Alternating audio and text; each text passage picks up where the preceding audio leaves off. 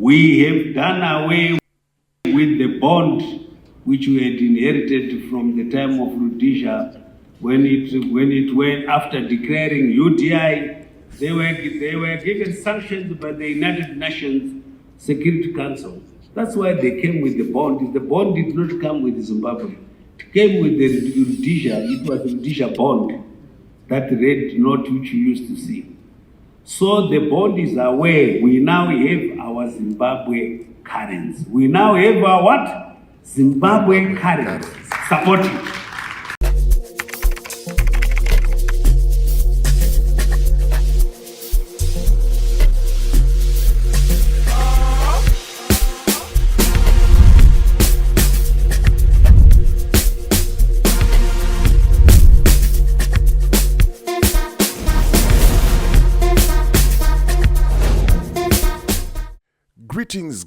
Greetings, good people. My name is DJ Holly and welcome to Point 5 Creative Studios. If it's your first time here, please hit the subscribe button and the notification bell so that you don't miss out on any exciting content uploaded. Kanongo gara uri mugaro panapa dango kutenda nekuta sei nekukurumiza kubhadhara rent. Yes, thank you for 38,000 subscribers. 38,000 subscribers. Andikujairirai vanhu mimi ndinokurespectai ende ndinokudai nemoyo wangu wese. Ndosaka muchiona I try my level best to upload content every day, to give you news dzemachokwadi dzisina kunyepa, dzisina spice mukati, simply because ndinorespecta data renyu, ndinorespecta time yenyu, ndinorespecta wifi yenyu, ndinorespecta love yamunondipa panapa. Ndiri respect. Ndaikwanisa kutengerai mota maakwa mese, ndaikutengerai nekuti muri kusapota musangano we Point 5 Creative Studios. Thank you very much. Thank you. Ndepanapa pachitubu toshanda nedingindira rekuti umbowo, but tisatapinda munyaya general.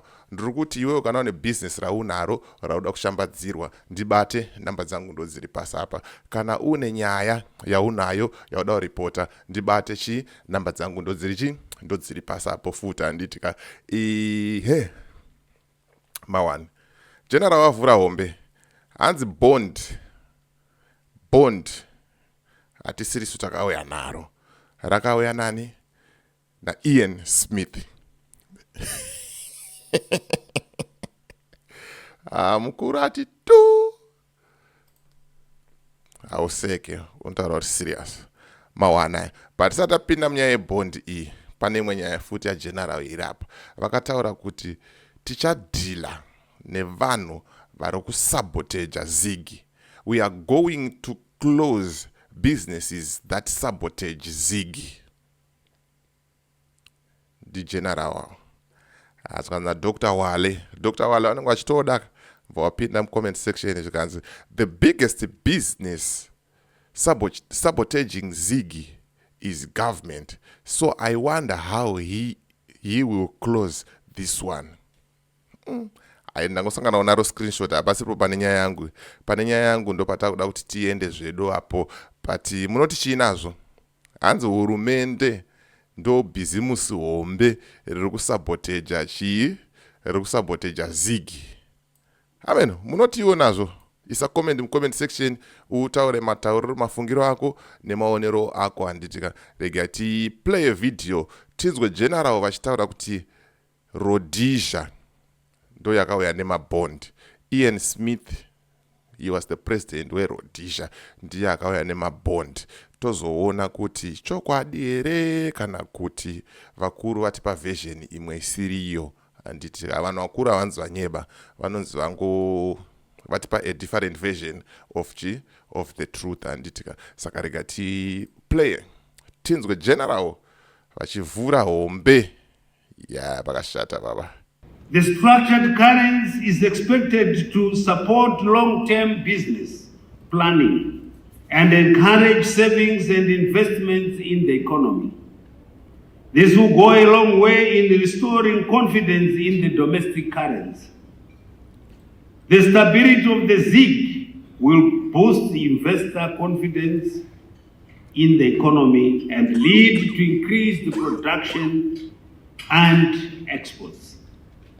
The economy also experienced an increase in domestic demand as people's purchasing power gradually improves amid low and stable prices. Government through the central bank will, however, continue to monitor interest rates, as I've just said, to curb speculative borrowing, to ensure optimal money supply, and to keep inflation under control. The ZiG is expected to provide a lasting solution to angering inflation expectations, which is critical for sustained price and exchange rate stability in the economy. Given these boundless benefits, I therefore call on the public, the private sectors, you yourselves in the majority here, including the households, labor and businesses, civic society, and the international community, to fully embrace and support the Zimbabwe gold currency. We have done away with the bond which we had inherited from the time of Rhodesia when it went after declaring UTI. They were given sanctions by the United Nations Security Council. That's why they came with the bond. The bond did not come with Zimbabwe. It came with the Rhodesia. It was the Rhodesia bond, that red note which you used to see. So the bond is away. We now have our Zimbabwe currency. We now have our what? Zimbabwe currency. Support it. Right, zvokutaurwa nageneral zvine musoro zvekuti ngatisapotei our own Zimbabwean currency.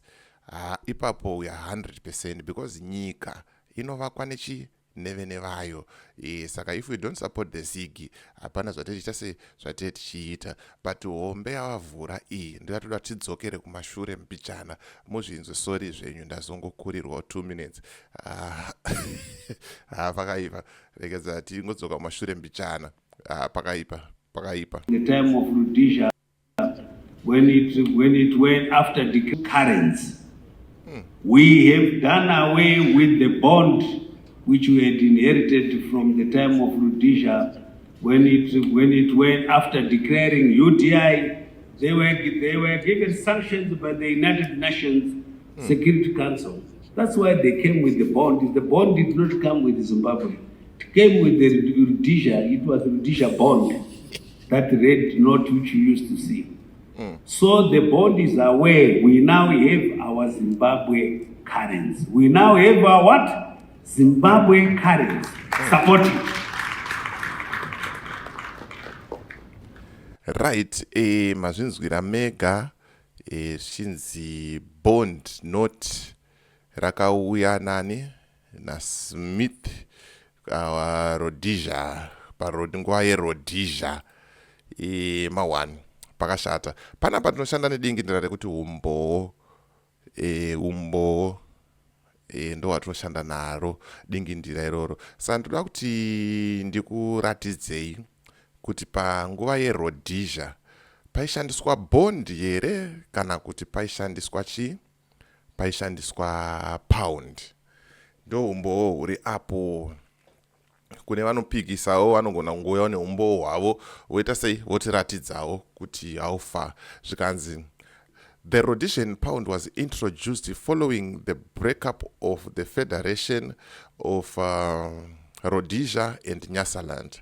When Southern Rhodesia changed its name to simply Rhodesia, the Rhodesian pound replaced the Rhodesia and Nyasaland pound at par, and the coins and banknotes of this earlier currency continued to circulate. Kwakusina mabond kudhara, ende ukaenda paGoogle kanosearcha which currency was used in Rhodesia, it was a Rhodesian pound.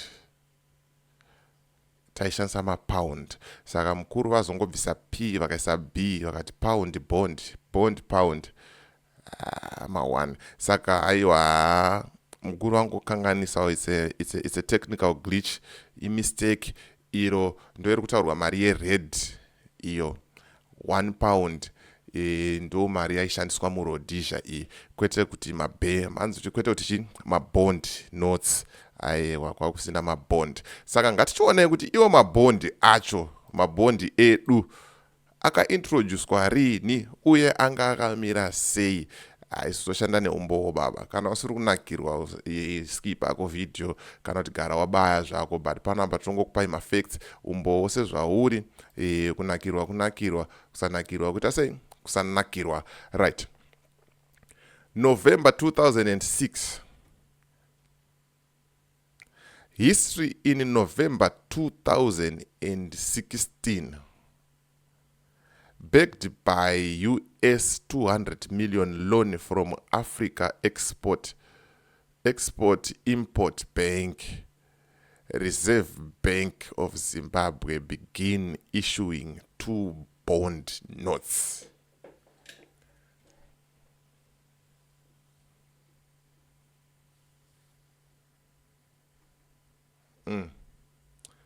Andatopedza nemi rega nditovhara video ere handichatomboda kusasa. Zvakawanda munozotaura mega mucomment section. So ndo video ranga ndangoya naro 2 minutes. Hapana patofamba nenyaya yechokwadi. Tinofamba nechokwadi, tinofamba nedingindira rinoti umbowo, nyaya dzechokwadi ndo dzatinopusha. Ukatoona taposta chinhu panapa, possibility yekuti chinhu ichocho ndechekunyeba baba, unogona kutoiwana iri 0.09 kana 001,000. Haiko namba iyoyo. Haiko namba iyoyo. So let me know what you think in comment section. Kuti unoti nemashoko ataurwa nemukuru kuti Rhodesia ndo yakaunza bond. Saka taribvisa bond takushanda nemazigi. Unoti chinazvo. Next week zigi riri kupinda. Let's embrace zigi. Ngatitambirei, ngatishandisei zigi. Ndo mari yacho yatopo. Hapana kutotamba, ndo storipo zvamanje. Toshandisa zigi. Toona kuti zvinofamba sei. Pamberi apo rikadhakwa ticharibvisa tokanda futi imwe futi currency. Ndo zvine zvitoripo. Tichitoita sei? Tichitoenda. Vamwe vachifa, vamwe vachizvarwa, vamwe vachifa, vamwe vachizvarwa. Upenyu uchitoita sei? Uchitofamba. Kusvikira utaita sei? Tasvika kwatiri kuita sei? Kwatiri kuenda nditika. So ndo kurudziro randokupai. Ngati hustlei, let's keep on hustling, let's keep on making money. Ngatitsvage mari anditika. So as for me, DJ Holly and the rest of the crew behind the scenes, tokuti bye for now. Ngatisangane muvideo rinoteera.